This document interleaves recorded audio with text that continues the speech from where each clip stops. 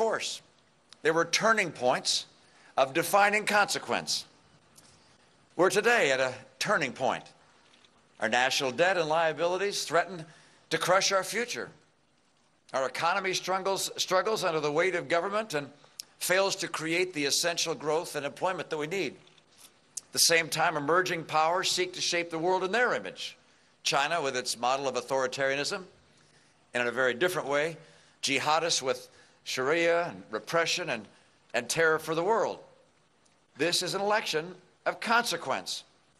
Our campaign is about big things because we happen to believe that America faces big challenges. We recognize this is a year with a big choice, and the American people want to see big changes. And together we can bring that kind of change, real change, to our country.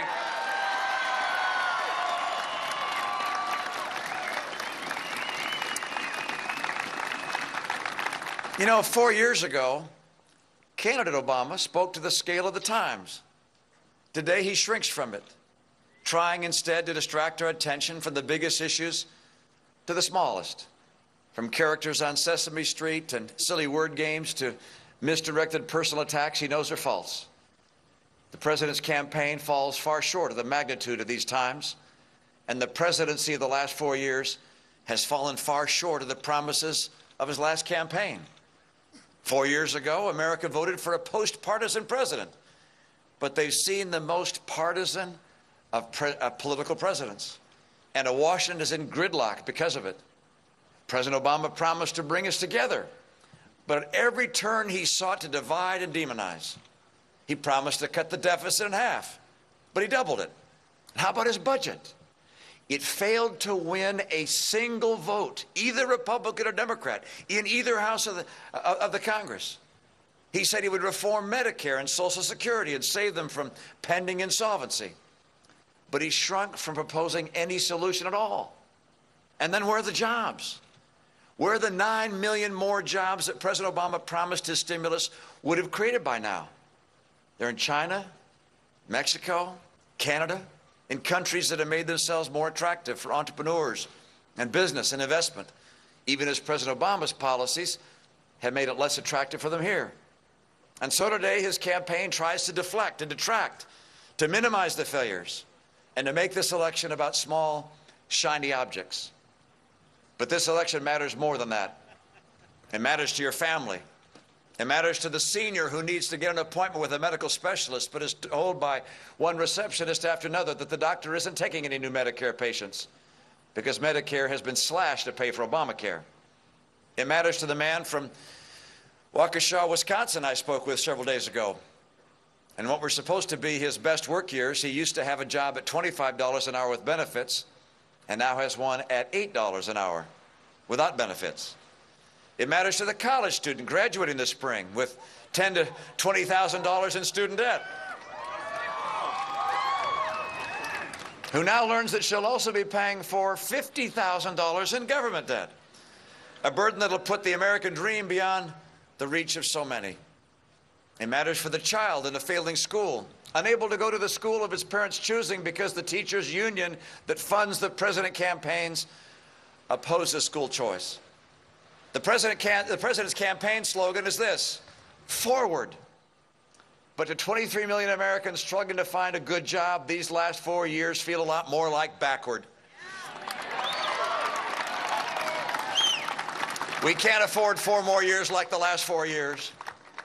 This election is about big things, like the education of our children, the value of our homes, the take-home pay from our jobs, the price of the gasoline we buy, and the choices we have in our health care.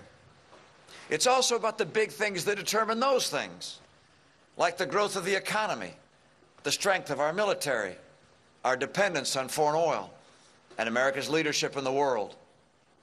President Obama frequently reminds us that he inherited a troubled economy. But a troubled economy is not all that he inherited. He also inherited the greatest nation in the history of the earth.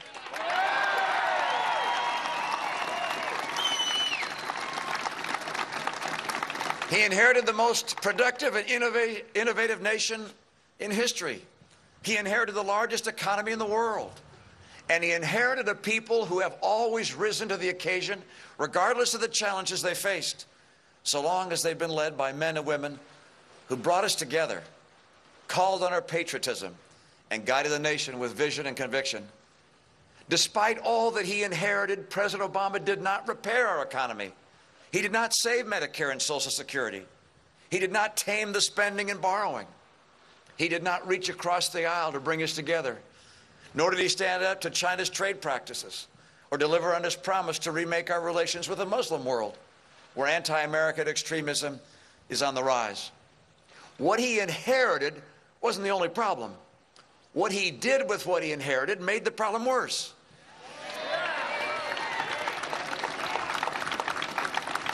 In just 4 short years, he borrowed $6 trillion nearly, adding almost as much debt held by the public as all prior American presidents combined.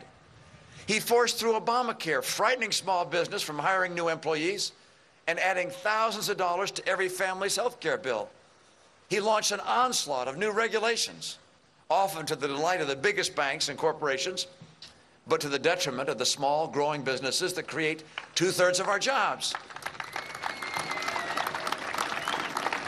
New business starts, they're at a 30-year low because entrepreneurs and investors are sitting on the sidelines, weary from the president's staggering new regulations and proposed massive tax increases. Many families can't get mortgages, and many entrepreneurs can't get loans because of Dodd-Frank regulations that made it harder for banks to lend. The president invested taxpayer money, your money, in green companies now failed that met his fancy and were sometimes owned by his largest campaign contributors. He spent billions of taxpayer dollars on investments like Solyndra and Tesla and Fisker and Enter1, which only added to our debt. Energy prices are up in part because energy production on federal lands is down. He rejected the Keystone Pipeline from Canada and cut in half drilling permits and leases, even as gasoline prices soared to new highs. No, the problem with the Obama economy is not what he inherited. It's with the misguided policies that slowed the recovery and caused millions of Americans to endure lengthy unemployment and poverty.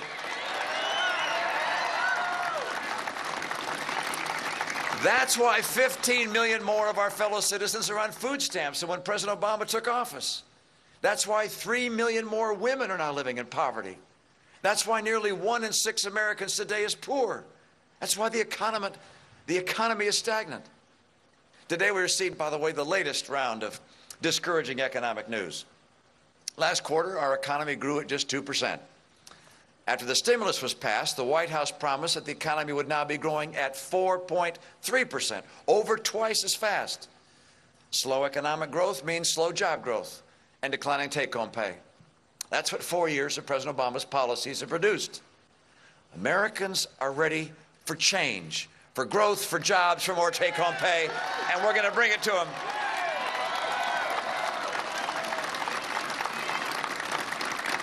Now, you know, we've had 4 presidential and vice presidential debates, and there's nothing in what the president proposed or defended that has any prospect of meeting the challenges of the times. Rising taxes will not grow jobs or ignite the economy. In fact, his tax plan has been calculated to destroy 700,000 jobs. A new stimulus 3 years after the recession officially ended, that may spare government, but it won't stimulate the private sector any better than did the stimulus of 4 years ago. And cutting $1 trillion from the military would kill jobs and devastate our national defense. This is not the time to double down on trickle-down government policies that have failed us. It's time for new, bold changes that measure up to the moment and that can bring America's families the certainty that the future will be better than the past. If Paul Ryan and I are elected as your president and vice president, we will endeavor with all our hearts and energy to restore America. Instead of more spending, more borrowing from China, and higher taxes from Washington, we'll renew our faith in the power of free people pursuing their dreams. We'll start our plan for a stronger middle class. That has 5 elements, and you've heard me talk about them before. 1, we're going to act to put America on track to a balanced budget by eliminating unnecessary programs, by sending programs back to states where they can be managed with less abuse and less cost. and by shrinking the bureaucracy in Washington. Number two, we'll produce more of the energy we need to heat our homes, fill our cars, and make our economy grow. We will stop the Obama war on coal, the disdain for oil, and the effort to crimp natural gas by federal regulation of the very technology that produces it. We're going to support nuclear and renewables, but we'll phase out subsidies once an industry is on its feet. And rather than investing in electric auto and solar companies, we'll invest in energy science and research to make discoveries that can actually change our energy world. And by 2020, we will achieve North American energy independence.